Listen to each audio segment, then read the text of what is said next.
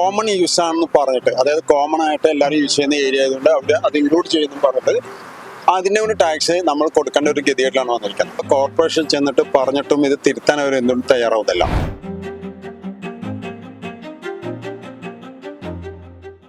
എഴുതി കൊണ്ടുവന്ന് കൊടുത്താൽ മതി, പിന്നെ എന്തിനാ ഇങ്ങനെ സിറ്റിംഗ്? നമ്മൾ അല്ലാതെ എഴുതി കൊടുത്തിട്ട് അതിനുള്ള വിധി പറഞ്ഞ പോരെ.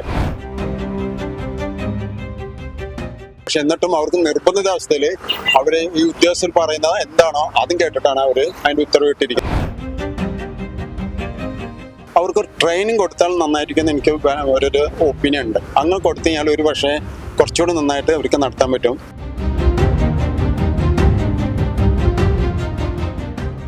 നമസ്കാരം. Kozhikode corporation real estate mafia സംഘങ്ങളുടെ പിടിയിലും അത്തരത്തിലുള്ള ആരോപണങ്ങളാണ് ഇപ്പോൾ കോഴിക്കോട് കോർപ്പറേഷനെതിരായിക്കൊണ്ട് ഉയർന്നു കേൾക്കുന്നത്. കഴിഞ്ഞ ഒരു ദശകത്തിലധികം കാലമായി കോഴിക്കോട് കോർപ്പറേഷൻ പ്രധാനമായും നികുതി ഇനത്തിൽ വലിയ തട്ടിപ്പുകളാണ് കെട്ടിട ഉടമകളിൽ നിന്ന് ഈടാക്കുന്നത് എന്നുള്ളത് സംബന്ധിച്ച് ഗുരുതരമായ ആരോപണമാണ് ഇപ്പോൾ ഉയർന്നു കേട്ടുകൊണ്ടിരിക്കുന്നത്. ഇപ്പോൾ ഈ ഒരു വിഷയത്തിൽ കോഴിക്കോട് കോർപ്പറേഷനെതിരായിക്കൊണ്ട് പരാതി നൽകിയിട്ടുള്ള ഡോക്ടർ സലാം ഡോക്ടർ നമ്മളോടൊപ്പം ഉണ്ട്. ഡോക്ടർ, ഇപ്പോൾ കോഴിക്കോട് കോർപ്പറേഷനെതിരായിക്കൊണ്ട് നികുതി ഇനത്തിൽ ഒരു 10 വർഷത്തിലധികമായിട്ട് വലിയ തട്ടിപ്പുണ്ടെന്നാണ് പറയുന്നത്. അല്ലെ, എന്താണ് ഈ ഒരു ആരോപണം?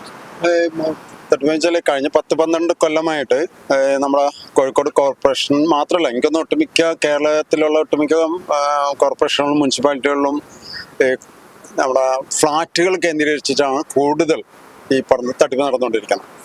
ഫ്ലാറ്റുകളിൽ കാർ പാർക്കിംഗ് ഏരിയകൾ, ഓപ്പൺ കാർ പാർക്കിംഗ് ഏരിയകൾ, അതും ഗ്രൗണ്ട് ഫ്ലോറുള്ള ലെവലിലുള്ള ഓപ്പൺ കാർ പാർക്കിംഗ് ഏരിയകളൊന്നും ഒരിക്കലും ടാക്സബിൾ ഏരിയയിൽ വരില്ല, അതായത് പ്ലിന്ത് ഏരിയയിൽ വരില്ല. അപ്പോൾ പക്ഷേ ഇവർ കോർപ്പറേഷന് ആ ഏരിയ കോമൺ യൂസ് ആണെന്ന് പറഞ്ഞിട്ട്, അതായത് കോമൺ ആയിട്ട് എല്ലാവരും യൂസ് ചെയ്യുന്ന ഏരിയ ആയതുകൊണ്ട് അവർ അത് ഇൻക്ലൂഡ് ചെയ്യുന്നു പറഞ്ഞിട്ട് അതിൻ്റെ ഒരു ടാക്സ് നമ്മൾ കൊടുക്കേണ്ട ഒരു ഗതികേട്ടിലാണ് വന്നിരിക്കുന്നത്. ഇതുപോലെ തന്നെയാണ് നമ്മളിപ്പോൾ ഓപ്പൺ ടെറസിലുള്ള ഇപ്പോൾ ഒരു ചിൽഡ്രൻസ് പ്ലേ ഏരിയ ആയാലും അല്ലെങ്കിൽ സ്വിമ്മിംഗ് പൂൾ ആയാലും ഏതായാലും ഓപ്പൺ ആണെങ്കിൽ, ഓപ്പൺ ടെറസിൽ ഉള്ള ഏരിയ ആണെങ്കിൽ അതിൻ്റെ അകത്ത് പ്ലിന്തിയിൽ വരില്ല. അത് കൃത്യമായിട്ട് കേരള മുനിസിപ്പൽ ബിൽഡിംഗ് റൂൾസിൽ അത് കൃത്യമായിട്ട് എടുത്തു പറയുന്നുണ്ട്. എന്നിട്ടും അവർ ഈ പറഞ്ഞ സ്വിമ്മിംഗ് പൂൾ ഏരിയ ഒക്കെ ടാക്സബിൾ ആയിട്ട് മാറ്റിയിരിക്കണം.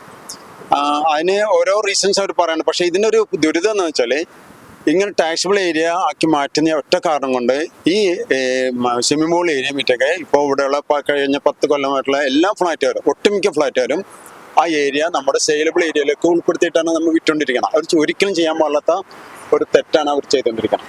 ഇപ്പോഴും അത് എത്ര പറഞ്ഞിട്ടും കോർപ്പറേഷൻ അത് തിരുത്താൻ തയ്യാറായിട്ടില്ല. അതായത് ഇപ്പം ഈ കോർപ്പറേഷനും ഈ റിയൽ എസ്റ്റേറ്റ് മാഫിയും കൂടി അറിഞ്ഞിട്ടുള്ള ഇടപാടാണ്. തീർച്ചയായിട്ടും അങ്ങനല്ലേ. അങ്ങനെ അല്ലെങ്കിൽ നമ്മൾ കോർപ്പറേഷൻ ചെന്നിട്ട് പറഞ്ഞിട്ടും ഇത് തിരുത്താൻ അവർ എന്തും തയ്യാറാവുന്നില്ല. ഈവൻ കാർ പോർച്ചിന്റെ കാര്യത്തിൽ ഒരു കഴിഞ്ഞ 2014 ഒരു ഹൈക്കോടതി ജഡ്ജ്മെന്റ് പോലും വന്നിട്ടുണ്ട്. കോമൺ യൂസ് ആണെന്ന് പറഞ്ഞിട്ട് ഒരിക്കലും കാർ പാർക്കിംഗ് ടാക്സബിൾ ആക്കാൻ പറ്റില്ല. അത് അതിനകത്ത് KMBR കേരള ടാക്സ് ആക്ടിൽ പറഞ്ഞിരിക്കുന്നത് കോമൺ ആയിട്ട് യൂസ് ചെയ്യുന്ന ഏരിയകൾ, അതായത് പ്ലിന്ത് ഏരിയകൾ, അതിൻ്റെ ഷെയർ വൈസ് ആയിട്ട് ഓരോ ഫ്ലാറ്റ് ഉടമകൾക്കും കൊടുക്കണമെന്ന് അതിൻ്റെ അത് പറഞ്ഞിട്ടുള്ളൂ. പക്ഷെ അവർ തലതിരിച്ച് അത് കോമൺ ആയിട്ട് ഉപയോഗിക്കുന്ന എല്ലാ ഏരിയകളും ഇവർ ടാക്സിബിൾ ഏരിയ ആയിട്ട് മാറ്റിക്കൊണ്ടിരിക്കണം. അപ്പം അത് ചെയ്യാൻ പാടില്ലെന്ന് 2014 ഹൈക്കോടതി വിധി വന്നിട്ട് പോലും ഇവിടെ നമ്മുടെ കോഴിക്കോട് കോർപ്പറേഷൻ ഇത് മാറ്റാൻ തയ്യാറായിട്ടില്ല. ഇവൻ ഞാൻ സ്റ്റാൻഡിംഗ് കമ്മിറ്റിക്ക് കൊടുത്താണ്. എന്തുകൊണ്ട് സ്റ്റാൻഡിംഗ് കമ്മിറ്റി ചെയർമാൻ എനിക്ക് ഉത്തമ ബോധ്യമുണ്ട്, അവർക്കറിയാം ഇത് ചെയ്യാൻ പാടില്ലെന്ന് അറിയാമെന്നാണ് എനിക്ക് തോന്നുന്നത്. പക്ഷെ എന്നിട്ടും അവർക്ക് നിർബന്ധിതാവസ്ഥയിൽ അവർ ഈ ഉദ്യോഗസ്ഥർ പറയുന്നത് എന്താണോ അതും കേട്ടിട്ടാണ് അവർ അതിന്റെ ഉത്തരവിട്ടിരിക്കുന്നത്. സ്റ്റാൻഡിംഗ് കമ്മിറ്റി ചെയർമാനും പേടിയാണ് ഉദ്യോഗസ്ഥർ ആയിരിക്കണമല്ലോ. അവർക്ക് എന്നെ സംസാരിക്കുമ്പോൾ, ഞാൻ നേരിട്ട് സംസാരിക്കുമ്പോൾ അവർക്കൊക്കെ ബോധ്യമുണ്ട്. പക്ഷെ എന്താണ് ഇവർ ഉദ്യോഗസ്ഥർ പറയുന്നത് അത് ഇവര് നടപ്പാക്കിക്കൊണ്ടിരിക്കും. അവരെ ഉത്തരവായിട്ട് ഇറക്കിയിരിക്കണം. ഇവിടെ ഒരു പ്രത്യേക കാര്യം ശ്രദ്ധിക്കാനുള്ളത്, ഈ സ്റ്റാൻഡിംഗ് കമ്മിറ്റി സാധാരണ ജനങ്ങളെ റെപ്രസെൻറ്റേറ്റ് ചെയ്യുന്ന മെമ്പേഴ്സാണ്. അവരെ ഉൾപ്പെടുത്തിയിട്ടാണ് സ്റ്റാൻഡിംഗ് കമ്മിറ്റി സിറ്റിംഗ് നടത്തുന്നത്. അതൊരു സ്റ്റാറ്റ്യൂട്ടറി ബോഡി കൂടിയാണ്.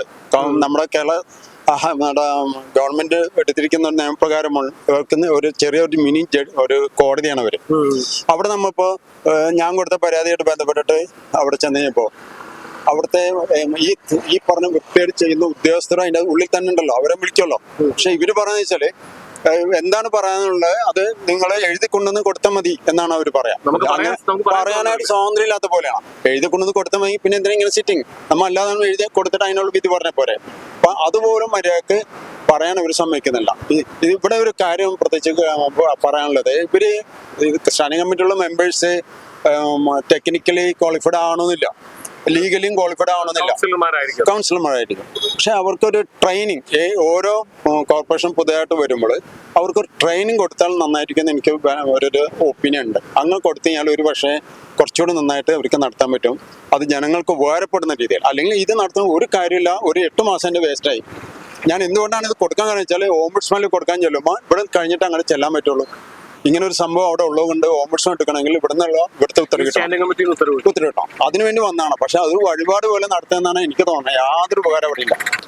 വൻകിട റിയൽ എസ്റ്റേറ്റ് ഭീമന്മാർക്ക് വേണ്ടി കഴിഞ്ഞ 10 വർഷത്തിലധികമായി കോഴിക്കോട് കോർപ്പറേഷൻ ചെയ്തുകൊണ്ടിരിക്കുന്ന ഒരു വലിയ തട്ടിപ്പാണിത്. അതായത് ഒരു ഫ്ളാറ്റിനകത്ത് ഇല്ലാത്ത ഏരിയ ഉണ്ടെന്ന് കാണിച്ചുകൊണ്ട് സാധാരണക്കാരായ ആളുകളിൽ നിന്ന്, ഫ്ളാറ്റ് ഉടമകളിൽ നിന്ന് നികുതി പിരിക്കുക. അതുപോലെ തന്നെ പ്ലിന്ത് ഏരിയ എന്ന് പറഞ്ഞു കഴിഞ്ഞാൽ ഒരു കെട്ടിടത്തിനകത്ത് പൂർണ്ണമായും മറച്ച രീതിയിലുള്ള നിർമ്മാണ പ്രവർത്തനങ്ങൾ നടന്ന സ്ഥലമാണ് പ്ലിന്ത് ഏരിയ എന്ന് പറഞ്ഞാൽ. അങ്ങനെ പ്ലിന്ത് ഏരിയ അല്ലാത്ത സ്ഥലങ്ങൾ, അതായത് കാർപോർച്ച് മുതലായ സ്ഥലങ്ങൾക്കടക്കം നികുതി ഈടാക്കുക തുടങ്ങി സാധാരണക്കാരന്റെ പോക്കറ്റ് പിഴിയുന്ന, അല്ലെങ്കിൽ ഫ്ളാറ്റ് മേടിക്കുന്ന ആളുകളുടെ പോക്കറ്റ് പിഴിയുന്ന തരത്തിലുള്ള നീക്കമാണ് കോഴിക്കോട് കോർപ്പറേഷനിൽ കഴിഞ്ഞ 10-ലധികം വർഷമായി നടന്നുകൊണ്ടിരിക്കുന്നത് എന്നുള്ളതാണ് ഇപ്പോൾ അബ്ദുൽ സലാം ഡോക്ടർ നമ്മളോട് വ്യക്തമാക്കിയിരിക്കുന്നത്. അദ്ദേഹവും ഇത്തരത്തിൽ ഒരു പറ്റിക്കപ്പെട്ട ഒരു വ്യക്തിയാണ്. തനിക്ക് ഇത്തരത്തിലൊരു തട്ടിപ്പ് നടന്നപ്പോഴാണ് അദ്ദേഹം ഇതിന്റെ പിറകിലെ ഉള്ളുകളികളെ കുറിച്ച് അന്വേഷിച്ചതും. അങ്ങനെ കോഴിക്കോട് കോർപ്പറേഷൻ സംബന്ധമായി കഴിഞ്ഞ 10-ലധികം വർഷമായി ഇത്തരത്തിൽ വലിയ തട്ടിപ്പ് നടന്നുകൊണ്ടിരിക്കുന്നുണ്ട് എന്നുള്ള കാര്യം അദ്ദേഹം കണ്ടെത്തുകയും ചെയ്തിട്ടുള്ളത്. ഇവിടെ അദ്ദേഹം പറയുന്നുണ്ട്, കോടതി വിധികളുടെ അടക്കം പരസ്യമായ ലംഘനമാണ് കോഴിക്കോട് കോർപ്പറേഷനകത്ത് നടന്നുകൊണ്ടിരിക്കുന്നത്. എന്നാൽ ഇത് സംബന്ധിച്ച് സ്റ്റാൻഡിംഗ് കമ്മിറ്റി ചെയർപേഴ്സണോടും മറ്റും ചോദിക്കുമ്പോൾ അവർക്ക് പോലും ഭയമാണ് ഈ ഉദ്യോഗസ്ഥ വൃന്ദവും ചില മാഫിയകളുമാണ് ഇവിടെ കാര്യങ്ങൾ തീരുമാനിക്കുന്നത് എന്നുള്ളതാണ് ഇപ്പോൾ അദ്ദേഹം വ്യക്തമാക്കിയിരിക്കുന്നത്.